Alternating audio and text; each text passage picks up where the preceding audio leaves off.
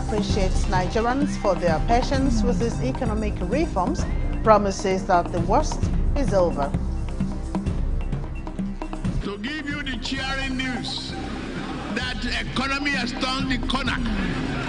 There is a bright light at the end of the tunnel.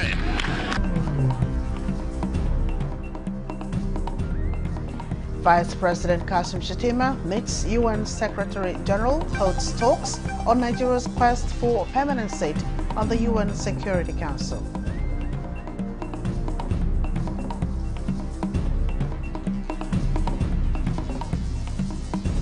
Court dismisses no case submission filed by the proscribed IPOB leader Nnamdi Kanu.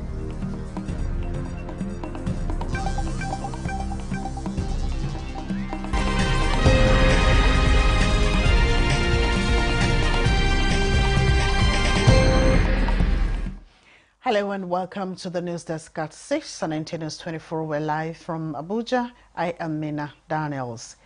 President Ahmed Tinubu says the Nigeria's economy has turned the corner, growing stronger as reforms have started yielding fruits.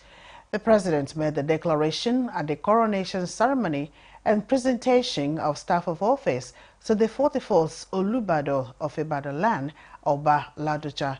President Tinubu appreciated Nigerians for their perseverance, promising that there is light at the end of the tunnel.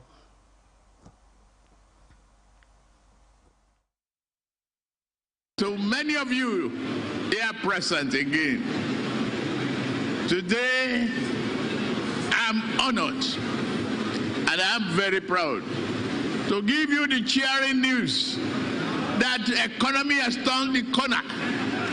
There is a bright light at the end of the tunnel. Your suffering is a pain of a painful surgery.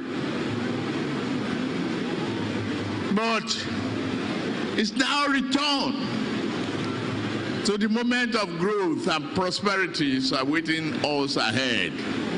Thank you for your perseverance. Thank you for your endurance. Thank you for your understanding. Thank you. God bless. Details of the report will come in subsequent bulletins.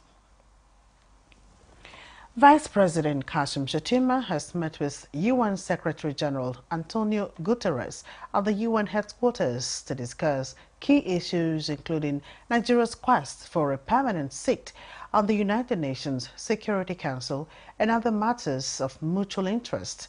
State House correspondent Abdulrahman Jibrila reports. Nigeria at the United Nations building, aspiring to become a permanent member of the UN Security Council.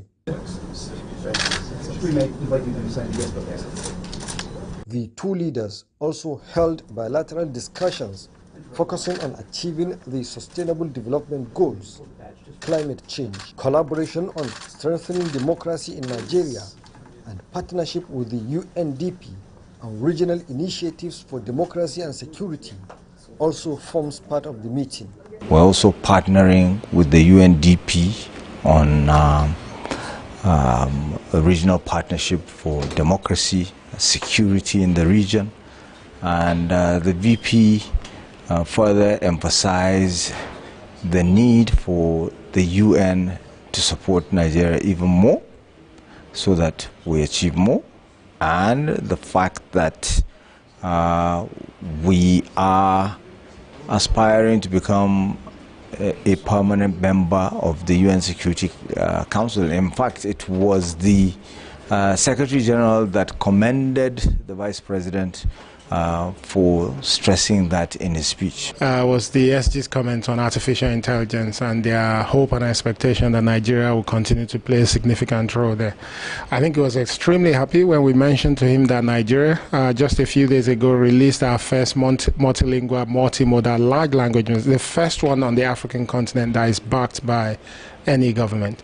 So that part of the conversation came out. Even when we were walking out, he still mentioned that he would love to see Nigeria also supporting other African countries to make sure that Africa is not left behind in artificial intelligence, that we can actually leverage it properly for development. The Secretary General also assured us of continued support to improve our capacity, authenticate our national social register, and also bring more funds available to Nigeria for further humanitarian intervention and poverty reduction activities. Vice President Kashim Shettima also held a bilateral meeting with the Deputy Prime Minister of the United Kingdom, David Lammy. The UK and Nigerian leaders pledged to deepen cooperation in trade, defense and migration. Kashim Shettima, the Vice President of Nigeria. I relate with nations and organizations on the pedestal of equality. The Vice President also attended the Global Leadership Council meeting, assuring that Nigeria is poised to leverage opportunities in the digital space to engage youths and empower women and girls. So tomorrow is pregnant with possibilities. I can assure you all that Africa will rise, and it's already rising. And honestly, we have no business being poor, honestly. There's a new scramble for Africa. The scramble is for the scarce resources, for the rare minerals that will drive the transformation of the next 20, 30, 40 years. The macro environment is actually quite attractive. The Global Leadership Council meeting held at UNICEF headquarters brought together heads of state and other key stakeholders to analyze and co-create and deliver innovative solutions on a global scale. From New York, Abraham Jibrila, NTA News. Activities commemorating Nigeria's 65th independence anniversary commenced already with a special Jumat prayer where President Bola Ahmed Tinubu represented reassured citizens that the country is in a steady move to the desired development. Salihu Abdullahi Wanara reports.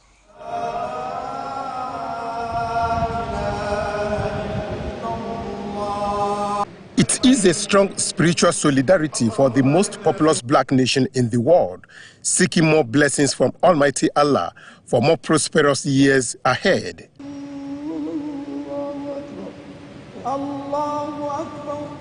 The two rakat prayers led by the Imam, Professor Khalid Abubakar, ignited the spirit of worshippers who were led to offer special prayers for leaders and sustain the nation's prosperity as a united nation. To the leadership of this country, from the president to his ministers, our governors, and all those in whose hands Allah, whom you have entrusted responsibilities, Allah support them, Allah help them, Allah guide them aright. For all of us, and this is the theme of this year's anniversary, that all hands should be on deck for the progress and for the development of our dear nation. President Bola Tinubu, represented by the Minister of Information and National Orientation, Mohammed Idris, says Nigeria at 65 is a worthwhile celebration in view of the uniqueness of governance within the last few years. The president is asking all Nigerians to forget about whatever differences that there are. Differences will always be there. But there is the message of hope, message of unity, message of togetherness that all of us need to imbibe so that all of us can come together towards the progress and the prosperity that Mr. President has promised Nigerians when he took office.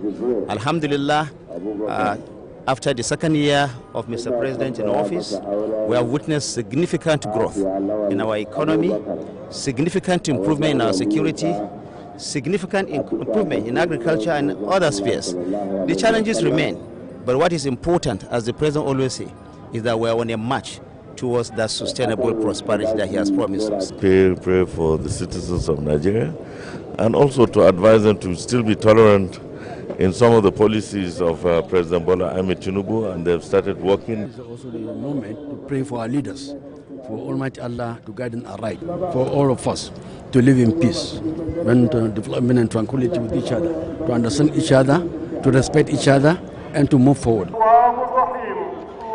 Well, on a day like this, when Nigeria is celebrating its 65th anniversary, many believe Nigeria is indeed on a steady move towards sustainable progress. And sustaining this required spiritual upliftment. And this they need to do by coming together to uplift their spiritual endowment towards sustaining the peaceful coexistence among Nigerians, irrespective of their religion, tribe, or political affiliation. In Abuja, Salihu Abdullahi Gwanara, NTA News. The Federal High Court in Abuja has dismissed the no-case submission filed by the leader of the proscribed indigenous people of Biafra, Nnamdi Kanu. The presiding judge, Justice James Omotosho, gave the order in the ruling on the defendant's no-case submission after the prosecution has closed his case. Dele Atumbi of our Judiciary Desk reports. Terrorism trial of the leader of the proscribed indigenous people of Biafra, Nnamdi Kanu. The prosecution, after calling the fifth prosecution witness, closed its case in June 2025. After the prosecution has closed its case, the defense team entered a no-case submission to the court. In the ruling, Justice James Omotosho ordered Nnamdi Kanu to enter his defense as the prosecution has established a prima facie case against him. The dismissal of the no-case submission signaled the fact that prosecution has presented sufficient terrorism evidence warranting the explanation of the defendant. In another development, Justice James Omotosho ordered the president of the Nigerian Medical Association to constitute a team of medical experts to ascertain the health status of Nnamdi Kanu. The committee was given 8 days to submit its reports to the court for consideration on whether to transfer Kanu to the National Hospital for treatment or not. Justice James Omotosho, while issuing the order, also said that the committee, among others, should visit the hospital of the Department of the State Service to confirm whether it has capacity to meet the health needs of Nnamdi Kanu or not. Justice Omotosho said the NMA's committee should be at liberty to make use of any hospital in the country to carry out its investigation. He said the committee should comprise 8 to 10 members of the NMA and shall have cardiologists and neurologists. The case has been adjourned to 8 October 2025 for the defendant to open its defense. In Abuja, Dele Atumbi, NTA News. The federal government is developing a strategy to encourage large-scale sugarcane production for sugar manufacturing. The initiative comes as development partners allocate $27 billion support to Nigeria's sugar production, aiming to reduce imports. Musa Baba Aliyu reports. Sugar production to meet the country's annual demand of 1.3 million metric tons has faced challenges over the years. The major concern over the years has been the country's inability to scale up production despite the potential to produce sufficient sugarcane, the raw material for sugar production. This could become a thing of the past if the strategy adopted under the Renewed Hope project is successful. The strategy includes the massive production of sugarcane and the establishment of processing plants. So I believe we can be a big player in terms of consumption and also in terms of production. Going forward, and what Mr. President is desirous of doing to diversify the economy, talking about a $1 trillion economy, these are the low-hanging fruits. And if you juxtapose this with after, that is already there, you can see the huge potentials that these things can give to us as a nation. Niger State is set to lead in this direction with 680,000 hectares designated for sugarcane cultivation. Sugar is a crop that the yield is about 8 million per hectare. So if we produce 100,000 hectares and we put one person on each plot, that person managing that plot will earn 8 million after harvest. And everything he produces goes to a mill that produces raw sugar, that will produce molasses, that will produce ethanol, that will produce the ethanol. The molasses will be used to feed livestock. Statistics indicate that industries consume 70% of all sugar produced and imported in the country, while household consumption accounts for 30%. Musa Baba Aliyu, NTA News.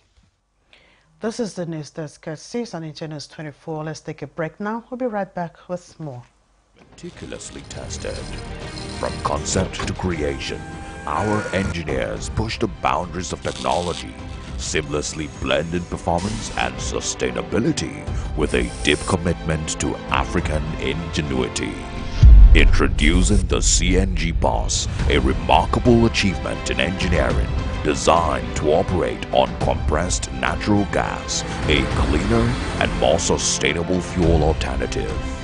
At Innocent Vehicles, we proudly lead the way in creating greener mobility across Africa. And it doesn't stop there.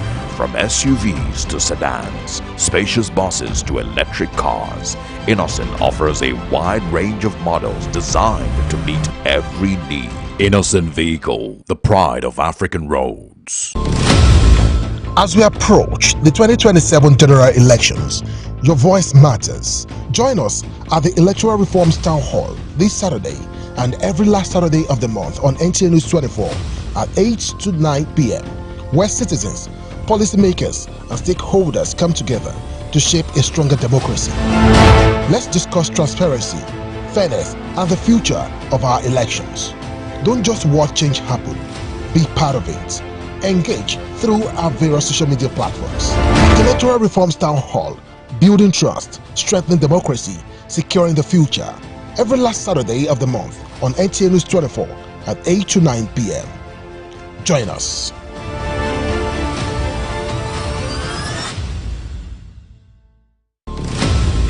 As we approach the 2027 general elections, your voice matters. Join us at the Electoral Reforms Town Hall this Saturday and every last Saturday of the month on NTA News 24 at 8 to 9 p.m., where citizens, policymakers, and stakeholders come together to shape a stronger democracy. Let's discuss transparency, fairness, and the future of our elections. Don't just watch change happen, be part of it. Engage through our various social media platforms. Electoral Reforms Town Hall, building trust, strengthening democracy, securing the future. Every last Saturday of the month on NTA News 24 at 8 to 9 p.m. Join us.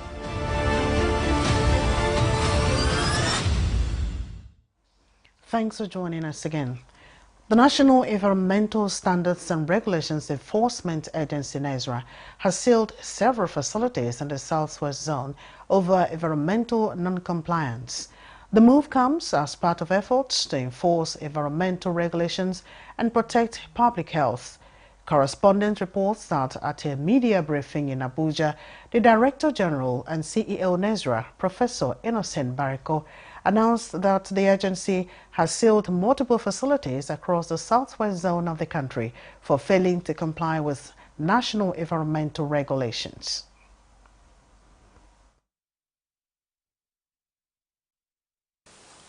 Their offenses include lack of environmental documents such as environmental audit reports, environmental impact statements, permits, lack of fume treatment plants, indiscriminate discharge of black oil, failure to carry out blood lead tests on staff, no proper slag management, manual battery breaking and washing, and non-compliance with the Extended Producer Responsibility Program. Professor Bariko reveals that several sectors, including manufacturing, waste management, and agro-processing, were among the defaulters. NESRA says it will continue to monitor compliance nationwide, with more enforcement actions expected in the coming weeks. The Suicide Prevention Bill is currently going through legislative processes at the National Assembly. Part of the bill also seeks to change the law that criminalizes suicide. Earlier on, we were joined via Zoom by the founder of the Nigerian Mental Health, Chime Asoye, who spoke on issues around the bill. Now, unfortunately, suicide is criminalized in the country, and the National Suicide Prevention Bill would decriminalize attempted suicide. It would provide a structure for prevention, and it would ensure support services. And so we're trying to push that it gets from first reading to second reading to mark National Suicide Prevention Month and also World Mental Health Day, which will be next month in October. Why do you think suicide shouldn't be, a crime? When people are in a mental health crisis, what they don't need is jails. What they need is our support. What they need is psychologists and psychiatrists. So decriminalizing it allows individuals to get the help-seeking support that they need. The second reason is that suicide is actually not something that, its criminalization is not something that's from it's Nigerian or African. It's actually colonial. It's part of the suicide laws that were established in the United Kingdom. And unfortunately, the United Kingdom has withdrawn suicide criminalization a year after Nigeria became independent. But we still kept this British colonial area law. A lot of people also don't know that if suicide is criminalized, it actually increases suicide rates in a country. Suicide rates in countries that the law was criminalized actually increase rates of suicide, especially amongst women. And so if we want to protect our women, if we want to follow global best practices, because Nigeria is only one of 20 countries that still criminalizes attempted suicide, we need to go the way of approaching suicide as a public health issue, not one where individuals who are in mental health crisis are treated like criminals. Patients have the right to clear and accurate information about their medical history, treatment procedures, and available cost options. These guests on Good Morning Nigeria Notes empowers patients to make informed decisions about their health care. To enshrine patients' rights, they are urging the National Assembly to enact a Patent Rights Act in Nigeria. Lydia Sampson reports. Do you know that patients have fundamental rights that ensure access to quality healthcare deserves to be treated with dignity, respect, and compassion by all healthcare providers? Guest on Good Morning Nigeria wants patients to demand these services from their healthcare providers armed with knowledge. They urge patients with cases of violations to seek redress through the Medical and Dental Council via a sworn affidavit or at the court. The law provides for right to treatment in emergency situations, Section 20 of the National Health Act. Examples of emergency could be a woman in labor. It could be cardiac arrest. It could be snake bites. Now, the law says that violation of that particular right of the patient, the healthcare professional could be liable and pay a fine of 100,000 naira, or could go to prison for a jail term not exceeding 6 months. Prioritizing saving lives is sacrosanct, therefore demanding police report before treating a patient with gunshot wounds or accidents. The guest insists it's outlawed.